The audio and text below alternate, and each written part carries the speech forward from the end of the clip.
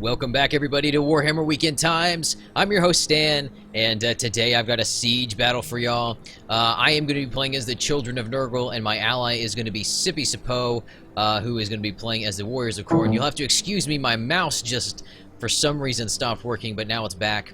And we are going to be assaulting a castle who is going to be defended by Captain Bloodflag, who's playing as the Skaven. Now, the funds for this game, I believe Captain Bloodflag had about 60,000 gold, and then we had, I believe, about 32,000 each. I thought his settlement was going to be a little bit bigger, but it is really apparent that this wall right here is the weakest point. So Sippy and I were just going to throw everything we had at this area, and that's kind of what the siege battle is going to be. It's just an enormous fight for basically this breach area right in here. But let's go ahead and go over the army comps real fast, guys, and then we'll start the battle because it does start very, very quickly. But Captain Bloodflag has a unit of Albino Guard over here. He's also got 2 units of Warp Fire Throwers. He's got some Clan Rats. I believe he's bringing about 2 units of these. He's got some Poison Wind Globadiers, a unit of Plague Sensor Bearers. Over here, he's also got some Plague Monks, which are going to be a multiple HP unit, as well as these Pack Rats, which have 2 HP as well. Over in the town center, he has a Screaming Bell, which really, some people might say is kind of a waste to bring a cart unit that buffs morale, but it's really important to hold choke points, and if your units will route from those choke points back to your town center, it's sometimes too late. So I really do think it was a proactive decision to kind of keep his weaker rat units from routing in the town center, or in the town streets, or castle streets, however you want to say it, but from routing to the, back to the town center. But he's also got 4 units of Storm Vermin, multiple HP units, really, really strong kind of halberd unit. He's got a unit of Rat Swarm, and then the new Doom Wheel, which is up on its regular kind of wheel. I don't know how well I like how it operates now. I don't know if that's going to be the way it stays. We'll see that more later in the replay. Specifically kind of what I'm talking about. Up on the walls, he has a unit of Grayseers, extraordinarily expensive mage unit, but absolutely devastating if their projectiles make contact with the ground where your units are standing. Over here, he's got about 2 units of Warplock Jezzails also on the wall, and I believe that is going to round out his army. For Sippy Sapo's army and myself, we are bringing kind of a bit of a horde army. Sippy Sapo has 6 units of Ungor Raiders and then 4 units of Marauder Axe Throwers, so a very skirmish-heavy Chaos build. He's also bringing a unit of Hell Cannon of Chaos, and then over here he's got a unit of Marauder Horsemen, some Chaos Trolls, a unit of Dragon Ogres, which do look different. I do like the helmets on this model, but I don't like the non-helmeted ones that much. But, I do think the tail is just a little bit too small, but again, I don't know what is and isn't allowed in some of the hard-coded Medieval 2 limits. But, Dragon Ogres are a really cool unit in my opinion. I really, really like the way they work. But their little dog tails kind of look funny.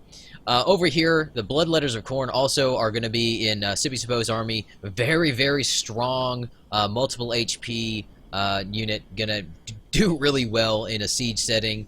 And in the back, he's got some Chaos Warriors with halberds, some regular Chaos Warriors, about 2 units of those, and then a unit of Chaos Dwarf Blunderbuss. Over here for my army, I've got about 2 units of Chaos Warriors with halberds and 2 units of regular Chaos Warriors, about 3 units of Marauder Axe Throwers, a unit of Chaos Dwarf Blunderbuss, a Chaos Giant unit, which are usually really good in sieges. I have to be very careful with them because Captain Bloodflag does have a lot of those mages and a lot of those weapon teams which cut through HP very, very quick, so I could lose those giants early on if I'm not careful. I've also got several units of Marauders, about 3 of these, a unit of Chaos Ogres, which my general is going to be in right here, so he's going to share the defensive stats of those ogres and have like 8 or 9, no, not 8 or 9, I think maybe 7 or 9, I'm sorry guys, 7 or 8 HP, and then I have somewhere some Chosen Nurgle, here they go, yeah, Nurgle Chosen, multiple HP unit as well, very good heavy infantry unit, and then in front I have 2 units of Hell Cannon of Chaos. Then way over here, I've got about 4 units of Ungor Raiders, so not quite as skirmish heavy as Sippy Sapo's army, but still pretty good. Let's go ahead and start the battle now, guys. That was a little bit of a lengthy army comp. I talked a little bit about some of the stuff, but we are going to go ahead and go. full speed on this. You can already see those Warp Lock Sails firing straight into my Hell Cannon, doing a ton of damage each shot. You can also see these Grey Seers. They are going to be firing into the Siege Tower. You'll see kind of these green streaks coming down. There's another one.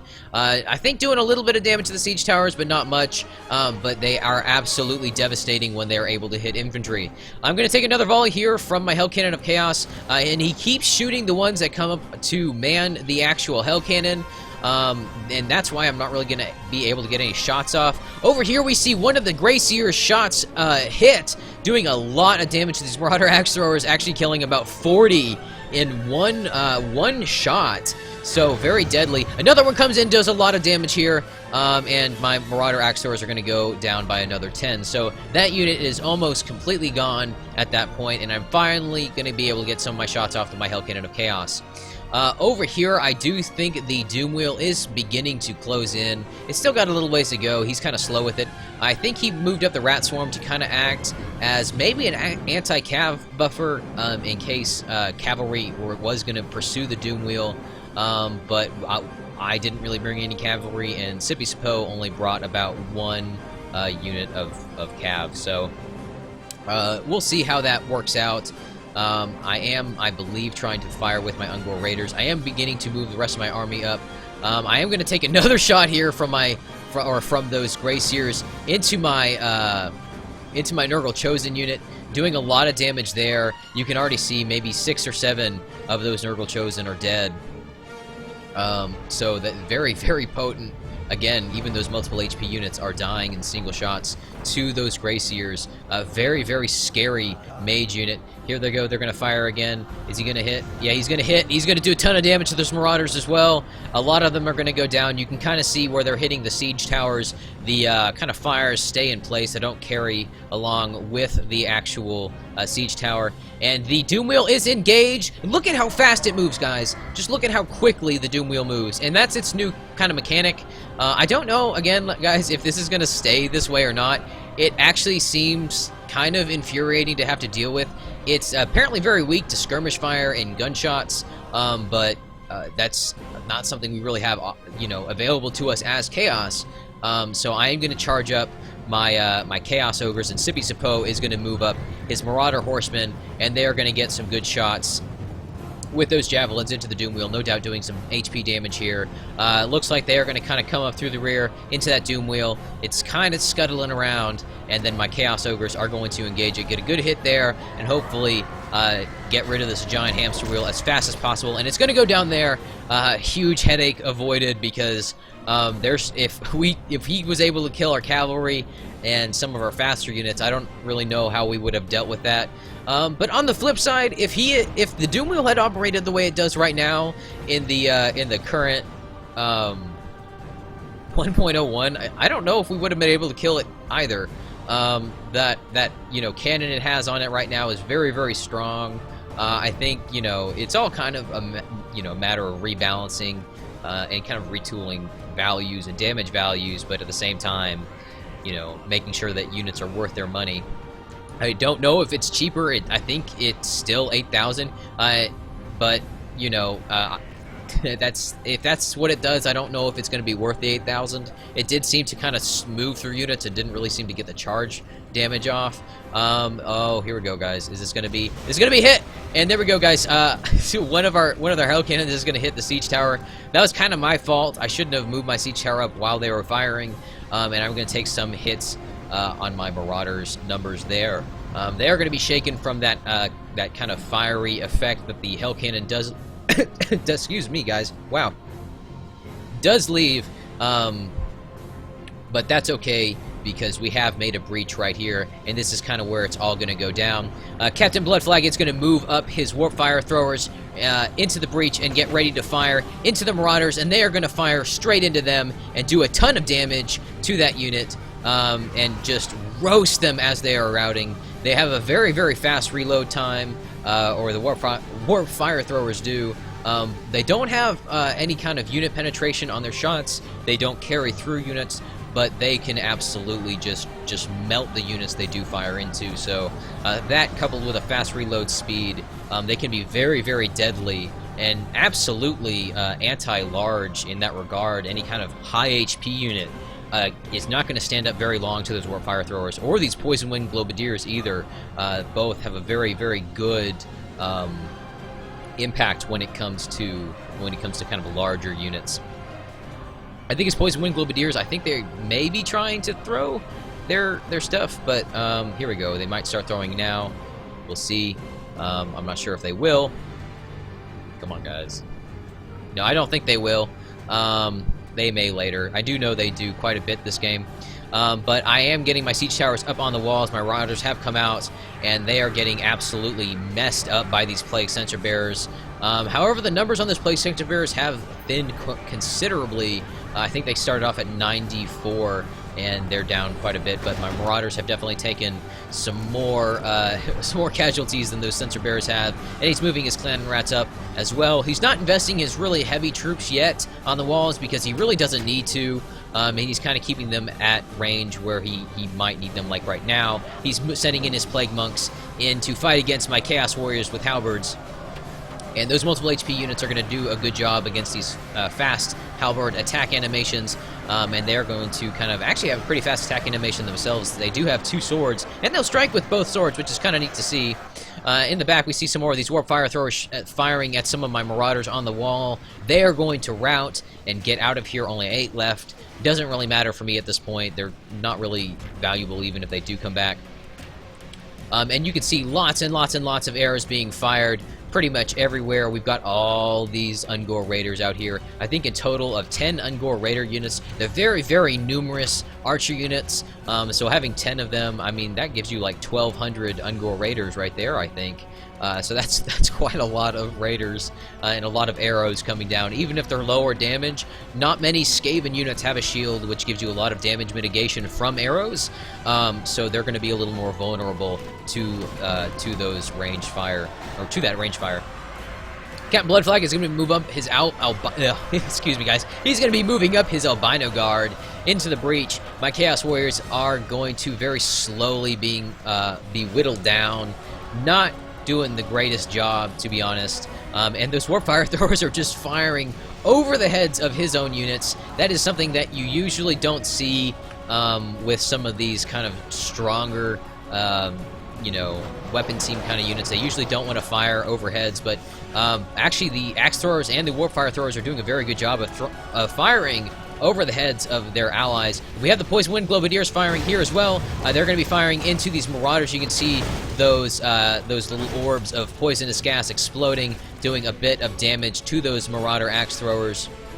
I don't really know how those operate, if they just do kind of just a straight amount of damage immediately, or if they have a small delay on it. It seems like they have a little bit of a delay, but definitely not long enough of a delay probably for you to get out of there. You see just a kind of a steady stream of axes coming through. At this point, we decided to kind of back off a little bit. Well, maybe not. I guess Sippy Suppo is going to send in his Chaos Warriors, but I thought we had a little bit of time where we were throwing some axes in for just a moment before we melee engage, and that might actually be right here where we kind of stand off just a little bit. Very close shot from our Hell Cannon. Need to be very careful that we don't hit our own units. Would be very, very bad if we lost a whole unit of Chaos Warriors or Marauder Axe Throwers to a Hell Cannon shot. Definitely has a lot of potential to work for us, but has a lot of potential to do a lot of damage to us. So we see a little bit of both of that in this game. But the Albino Guard are standing strong, keeping us from moving in. He is going to be peppering us with these Poison Wind Globadiers. Good volley coming in from the Marauder Axe Throwers, doing quite a bit of damage to these guys here. Decent Hell Cannon shots.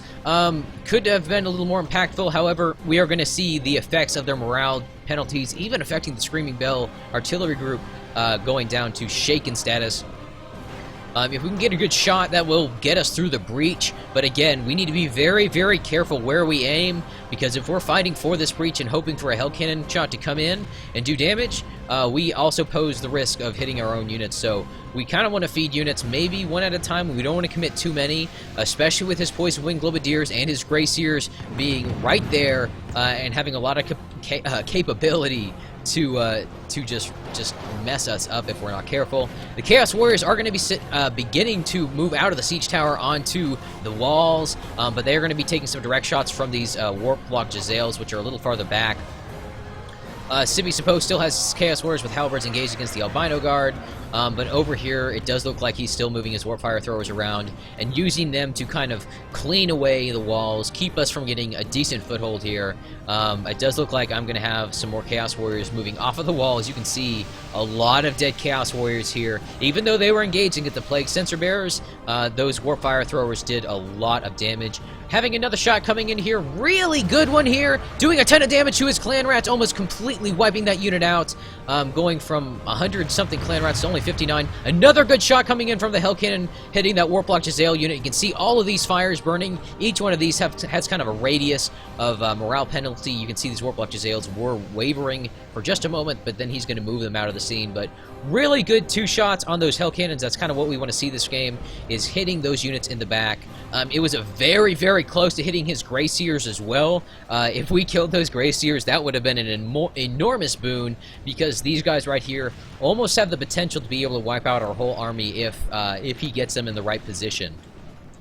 But over here, firing some more shots with his Warp Fire Throwers, doing a bit of damage to Sippy Suppose Chaos Warriors. You can see each shot that comes in just picks off one Chaos Warrior. And when you're in kind of this stalemate where you have multiple HP units fighting against high armor units, and it's going to be kind of a longer, drawn-out battle. They're each going to be able to hold against the line a little better from each other. Picking one unit off at a time like that for each Warp Fire Thrower is going to really do a lot of damage to these Chaos Warriors. It's really going to kind of cause us to lose this engagement right here against his Plague Monks and his Screaming Bell crew. I'm sorry, guys. I may have called these Storm Vermin. These are the Screaming Bell operative crew, or whatever you want to call them. Some more shots coming in from our Hell Cannons. We haven't really invested too many units in here, so we're felt pretty safe of firing in the Hell Cannons, and we might hit this Chaos Warriors Halberd unit if we didn't aim properly. What you can do is actually kind of aim for units farther in the back, and the kind of inaccuracy sometimes will give you a little bit more of a closer shot to where your actual targets are. So if I were trying to hit these Albino Guard safely, I might target maybe these Poison Wing Globadiers, and it might, if it falls short, it might fall short into these Albinos. But the Warp Fire Throwers, again, doing a bunch of damage up on the walls. The Globadiers are firing, and again, doing a bunch of damage to these Marauder Axe Throwers. I don't think that they do, I'm sorry guys, I don't think that the Poison Wing Globadiers pay any kind of attention to armor value, so low armor units may not suffer as much as maybe high armor units do from the direct hits from them.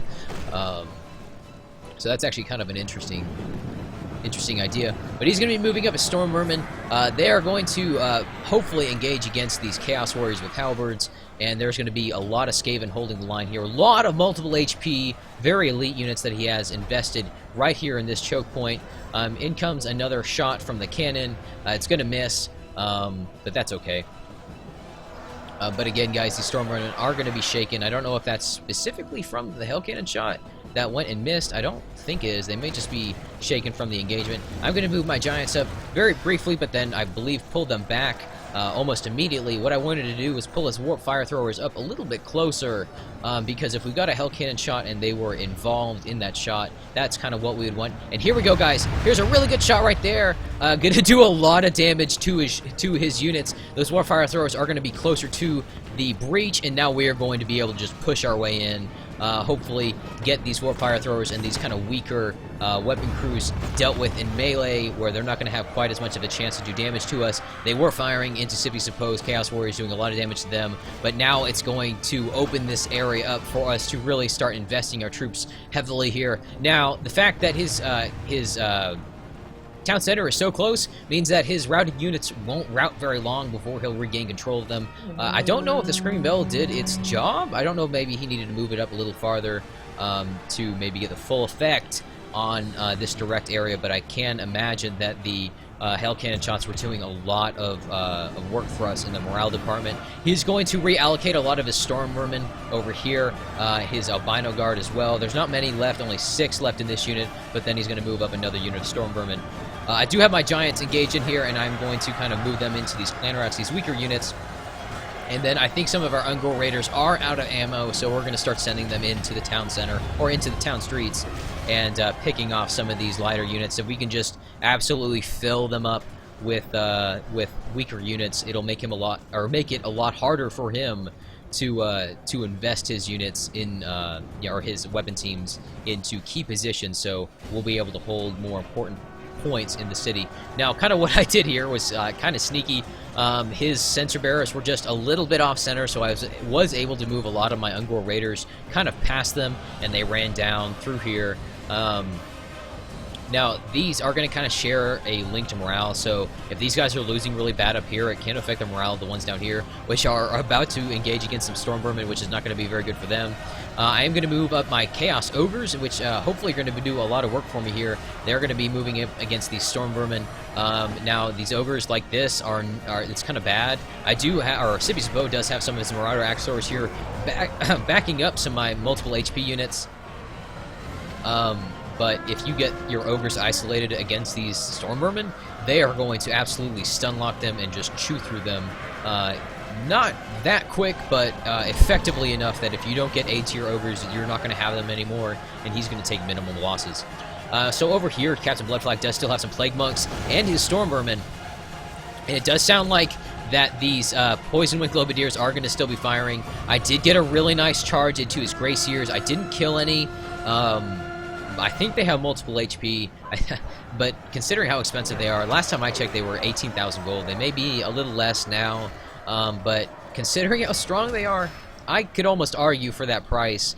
You saw how in one shot they killed maybe 40 axe throwers, so very, very good investment that you could get back on those Grey Seers, especially in a siege setting where it's a little bit harder for you to send up cav or faster units to engage those Grey Seers, and if you can kind of get them up on an isolated area like on the walls, you have the potential to do just an absolutely crazy amount of damage.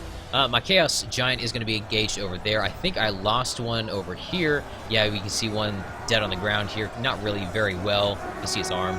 But he did get engaged against these Grey Seers, not these Grey Seers, guys, against the Storm Vermin and the Albino Guards, and they've made very short work of the Giants. Even the Giants are going to take a lot of damage because Halberds usually have a bonus against cavalry, and that's just, what Giants are classified as. But you can see there, before he goes down, he gets a really nice swath cut into the Storm Vermin, and did a little bit of damage before he finally went down. Another shot coming in from the Hail Cannon. Now we kind of want to be a little more careful because this is what I was talking about earlier, is we have all of these units kind of massed and invested into this kind of one area, and we have a lot of potential to do a lot of damage to ourselves right here. We've done a very good job at whittling a lot of his units down. He is going to start firing again with his Warp Fire Throwers. Only 3 left, but again, that fast reload speed is going to let him very reliably pick off even high HP units. But we can see I've got the Chaos Warriors beginning to move into the city, along with the Marauder Axe Throwers. They are low on ammo or have no ammo, and up on the wall, Sippy Sippo has his Ungor Raiders firing into really key positions over the heads of our own units into the Storm Vermin, doing a lot of damage to those units who have no shield to kind of block those arrows, even though they're low damage. I think they're like 5 or 6 on their range damage. It's very low. So, very close shot from the Hail Cannon. Would have been very bad if it had gone through that keyhole here. Again, at that point, we should have probably turned the cannons off, as it gets kind of risky. Sippy Sippo is going to be moving up his blunderbuss. And you can see now, these actually will have kind of a flashing flag animation when they're under the effects of a morale penalty. So you can kind of have a better indicator of why they're shaken, if it's specifically because of a certain thing, or if it's specifically because of a certain unit. And there we go, guys. That's exactly what I was talking about earlier. That is the hit that is going to do us almost do us in completely. We're going to lose a lot of soldiers there, and all of our units that made it through this breach are going to rout. And he is going to be able to push back and reinforce this this choke point, this key position. Now, we do still have the walls. Sippy Sapo is still going to be able to fire in with his Ungor Raiders, and he does still have some really good units. He has his Bloodletters of Khorne still in the city, and he has some of his Chaos Trolls doing a bit of work against these weaker clan rats. But that was really kind of a devastating setback for us. He has lost a lot of his units. He's down to 82% of his army. We still have 57% of ours. We do outnumber him quite a bit. But these oh my gosh, these Ungor Raiders here, guys, are going to be taking quite a bit of damage from these Warplock Jezzails. They're going to be firing in. It does look like he's going to be shifting targets. I'm not quite sure what to. They're kind of oh, he's firing at the rat swarms. But he's gonna shift his focus with those Ungor Raiders. There's really not a lot for him to focus on over here, except for the Warplock Jezzails. My Chaos Ogres are going to come back from routing and be able to do quite a bit of damage here to these Warplock Jezzails, tie them down in melee, and keep them from doing a lot of damage, which they do have the potential to do. The very, very, very strong Gunpowder unit. Sippy's Poe is going to move in his Dragon Ogres, which pretty much are untouched at this point.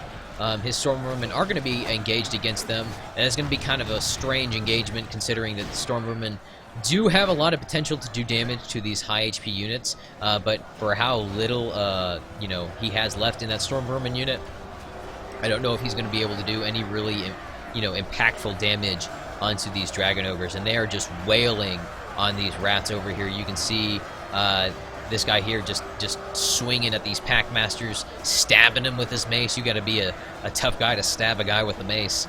But they are going to be doing work against this side here. We pretty much have been able to invade into the city. His Grey Seers are going to be doing a lot of damage to the Bloodletters of Khorne over here. This healthy unit is going to be getting cut down very, very quickly. You can see a lot of the Bloodletters on the ground dead still. Or dead. Yeah, dead still. Of course they're still going to be dead. But he's just going to do a ton of damage to these Chaos Trolls and to these Bloodletters of Khorne. Over here, if we go back over and check these units out, they are still firing. They're firing even though some of them are engaged in melee combat, and they're firing through those Ungor Raiders and through those Marauder Axe Throwers, doing a lot of damage to them. But this is going to be kind of bad for his Grey Seers, as they are going to start getting picked on by these really weak Ungor Raiders and Axe Throwers. I think the Axe Throwers are actually routing, but Sippy Sapo, oh, here we go, guys. This Grey Seer, he's going to go down like a chump. There we go. And he is down. He's going to lose a Grey Seer there.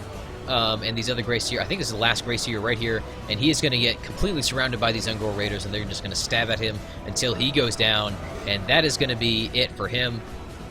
And then at that point, there's really not a lot left that that Captain Bloodflag can do. We are really invading the city pretty consistently at this point. Yeah, he just doesn't really have any more units at this point. This is pretty much game. Sippy Sapo is going to move his Marauder his Marauder Horseman into the town center. We're going to start the timer, and then at that point, he is going to admit defeat. So that was a really good game. There were some very, very cool scenes. Again, here goes my mouse again. In it. But yeah, it really, I don't know if it was really a fair fight, considering that he had to hold so strong against this one area in the wall.